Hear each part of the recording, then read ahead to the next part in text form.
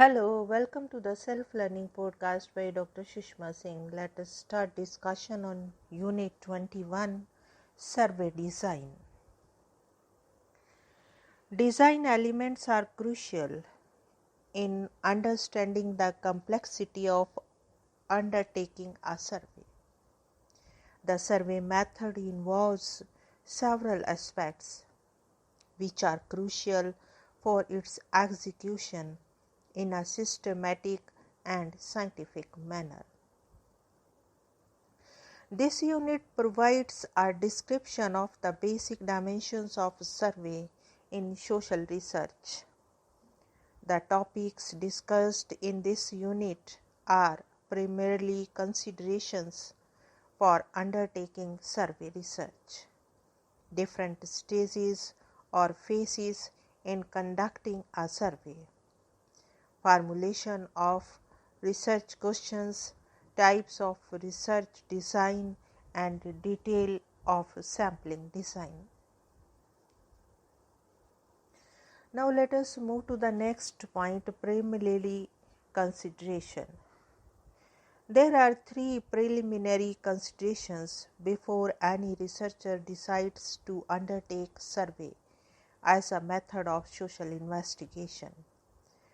The considerations are purpose of inquiry, population on which survey is to focus, and resource availability. Each of these considerations is essential for survey research. The first prerequisite for undertaking survey research is clear and well-defined objectives, purposes, or research questions.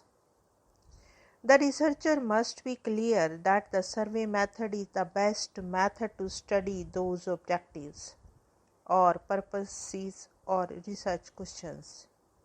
If there is a clear idea about the objectives of a research study, it leads to the choice of the appropriate survey as a method of investigation. The second prerequisite is specifying the population of study. This influences the decisions about sampling and resources. The accessibility of the population is an important element in developing social survey design. It judges the duration of study, the different layers of people to be included, and the size of the research staff as well as the sample. The third important prerequisite is in designing a survey is to take stock of the resources available for study. Resources may be in form of financial costs, manpower requirement, and the total time within which the survey has to be completed. Surveys are usually labor-intensive, the single largest expenditure being the fieldwork costs, which include the interviewing time, travel time, and transport costs, etc. There are additional costs involved in survey research, namely training and supervision of interviews, questionnaire construction, pilot testing, the questionnaire printing, posting, and coding, computer programming, etc. Thus, the researcher must estimate the availability of resources before starting the survey research. Now, let us move to the next point, stages and phases of survey research. Survey research calls for a systematic, comprehensive collection of information about the attitudes, beliefs, and behavior of people. In a survey, the researcher follows a deductive approach. He begins with a theoretical or applied research problem and ends with empirical measurement and data analysis. Once a researcher decides that the survey is the best and appropriate method to undertake his research, then elaborate steps are taken in order to make the application of the method more scientific and systematic.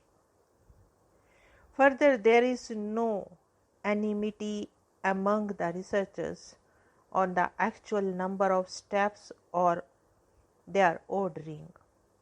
However, here we deal with a few major steps in 3 phases or stages that cover the preparation, planning, and execution of survey research. The first is design and planning phase, second is data collection phase, and the third is data analysis and reporting. The first is design and planning phase. It includes research question formulation, decide survey research design, draw the sample, data gathering techniques, questionnaire construction, pilot survey, finalizing the survey instrument, and training of the investigators. The second phase, data collection phase, includes locating the respondents, accessing the respondents and field settings, and supervision and monitoring of main survey. The third one is data analysis and reporting.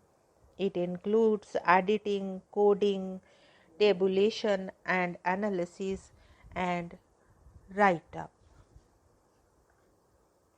The first phase covers the design and planning of the survey. This is a very elaborate and long phase in which the details of conducting a survey are worked out. It is crucial as it sets the ground for the actual survey. The important steps in this phase are formulating a research question, deciding the survey research design, working out the sampling procedure, deciding the data gathering techniques, construction of a questionnaire, conducting a pilot survey, modifying the survey instrument, training field investigators or interviewers. The second phase involves the execution of the main survey for data collection. It includes locating and accessing the respondents and field settings, conducting the survey, monitoring and supervision of the field personnel. In the third and final phase, the researcher edits the data collected, prepares codebook, and decides the tabulation for data analysis. Finally, the researcher prepares the write-up or report of the study. The listing of steps in a sequential form may give the impression that once a step is covered, there is no turning back. However, to the contrary, it is often necessary to alter decisions made at an earlier point.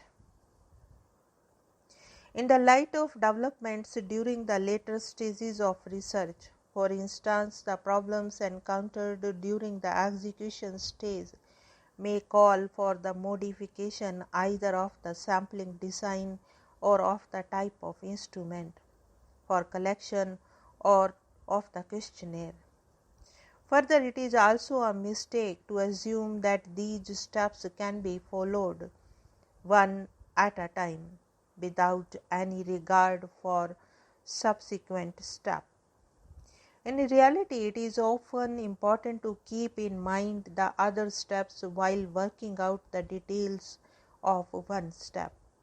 For instance, it is necessary to keep in mind the intended data analysis procedures while constructing the questionnaire. Now let us wind up the session and take rest. Thank you very much for engaging yourself with the Self-Learning Podcast.